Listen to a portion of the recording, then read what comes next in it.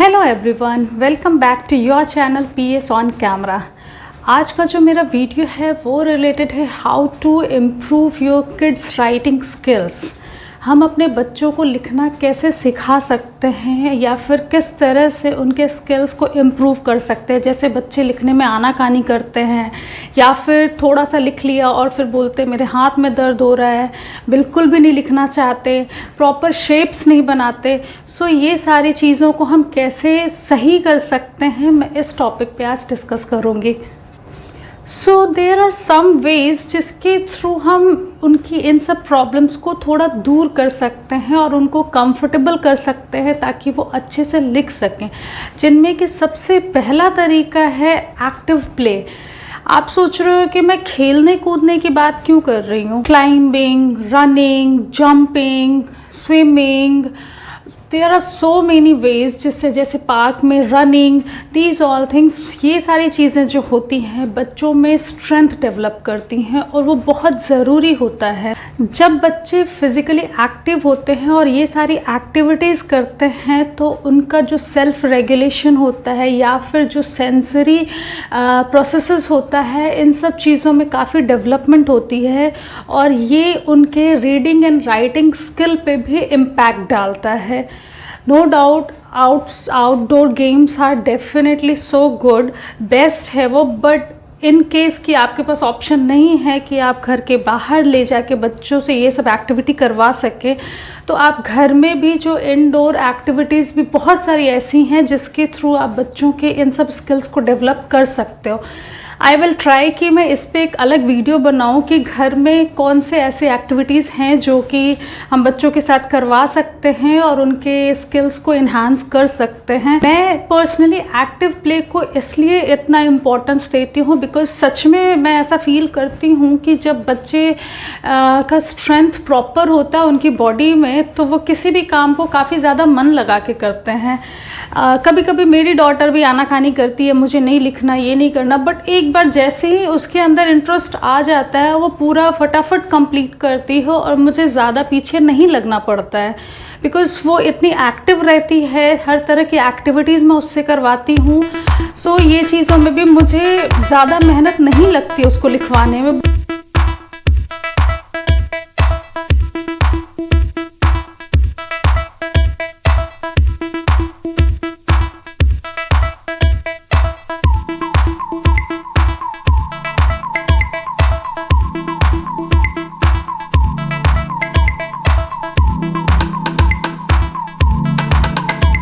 Second point is exposure to print materials, books, text books जो भी होते हैं उनके साथ ट्राई करो कि बच्चों को लिखना सिखाने से पहले उसके साथ ऐसी हैबिट डेवलप करे कि रोज़ उसके साथ बैठ के कुछ स्टोरी बुक्स पढ़ना या फिर कोई भी चीज़ें सिर्फ जिससे कि वो लेटर्स को पहचानना सीखे प्रॉपर, उनके शेप्स, वेदर पेंसिल और कोई भी चीज़ पकड़वाने से पहले हैंड से ही उनको करवाना, ये सारी चीज़ें एक्टिविटी। इससे क्या होगा कि वो पहले ही आधी चीज़ वो पहले ही लर्न कर लेंगे, उसके बाद उनके हाथ में कोई भी पेंसिल या स्केच या क्रेयॉन कोई भी आइटम आएगा तो वो ज़्यादा कंफर्टेबल रहेंगे। इस प्ले विद मैनिपुलेटिव्स, ऐसा नहीं है कि आप बस नॉर्मल गेम दे दो, दौड़ो कूदो, बस यही गेम्स नहीं उनके साथ खेलना है। कुछ जोड़ तोड़ के वाले गेम, पजल्स आते हैं, अच्छे बहुत सारे मार्केट में गेम्स हैं ऐसे अवेलेबल जिनमें बच्चों का दिमाग लगाने की ज़रूरत होती है। जस्ट बिकॉज ऐसे गेम्स जो होते हैं उनके स्किल्स को, सेंस को, as well as coordination skills को डेवलप करने में बहुत ज़्यादा हेल्प करते हैं। क्या होता है कि बच्चों के हैंड का जो ग्रिप होता है वो प्रॉपर नहीं होता है, वो ठीक से ग्रिप नहीं कर पाते, इस वजह से उनको लिखने में प्रॉब्लम होती है।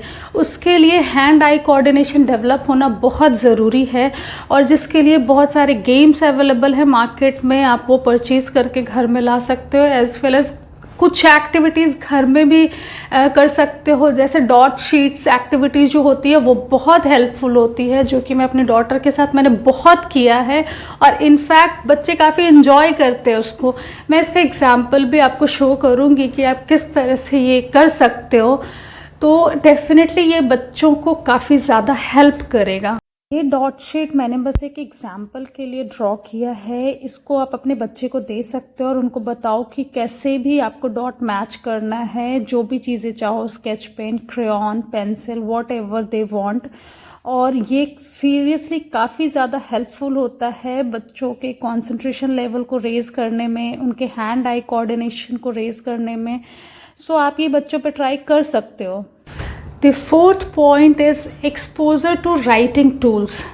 हमसे स्टार्टिंग में ही आपको बच्चों को पेंसिल एंड नोटबुक्स इंट्रोड्यूस करने की ज़रूरत नहीं है। राइटिंग टूल्स में डिफरेंट चीज़ें भी आती है, जैसे पेंट ब्रश हो गया, क्रेयॉन्स हो गया, कलरफुल स्केचेस आ गए, ये सारी चीज़ें भी आती है।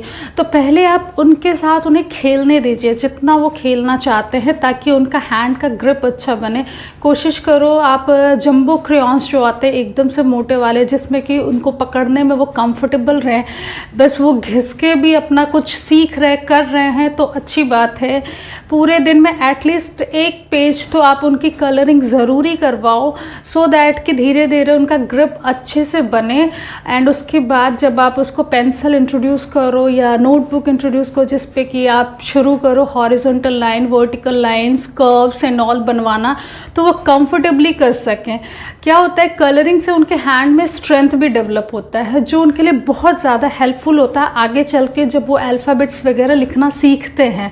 दैट्स वाई एक राइट टाइम पे राइट चीज़ें अगर बच्चों के साथ की जाए तो वो आगे चल के भी कंफर्टेबल रहते हैं और उसको नॉर्मली एक्सेप्ट करते हैं। Last point is follow your child interest. कुछ बच्चे होते हैं जो कि 2 साल की एज में ही नंबर्स एंड अल्फ़ाबेट में इंटरेस्ट लेने लगते हैं, उनको रिकॉग्नाइज करने लगते हैं।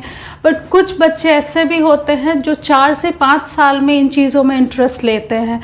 सो हमें ऐसा ये चीज़ों को ध्यान में रखना है कि आपके बच्चे का इंटरेस्ट लेवल क्या है। अगर हमारा बच्चा इंटरेस्ट नहीं ले रहा है अभी और उसको ज़बरदस्ती हम फोर्स करेंगे उस चीज़ के लिए, तो उनका माइंड उस चीज़ से टोटली हट जाएगा और वो एकदम से उसमें इंटरेस्ट लेना बंद कर देंगे। सो अगर उनके इंटरेस्ट के अकॉर्डिंग हम चलेंगे तो धीरे धीरे वो समझेंगे हमें और अब हमारे अकॉर्डिंग रिस्पॉन्ड भी करेंगे और चीज़ों को लर्न भी करेंगे। सो हमें सबसे पहले इस चीज़ का ध्यान रखना है कि हमारे बच्चे का अभी इंटरेस्ट लेवल क्या है। मान लो वो लिखने में नहीं इंटरेस्ट ले रहा है, नो प्रॉब्लम, आप वर्बली उसके साथ सारे एक्सरसाइजेस करो या जो भी कर सकते हो आप वर्बली करो। धीरे धीरे बच्चा लिखने में भी इंटरेस्ट लेने लग जाएगा। बट हमें फोर्स नहीं करना है किसी कीमत पे कि उस बच्चे ने ये कर लिया, मेरे बच्चे ने ये नहीं किया। ऐसा नहीं सोचना है। सभी बच्चे अपने तरह के होते हैं और एक सही टाइम आने पे वो सीख जाते हैं।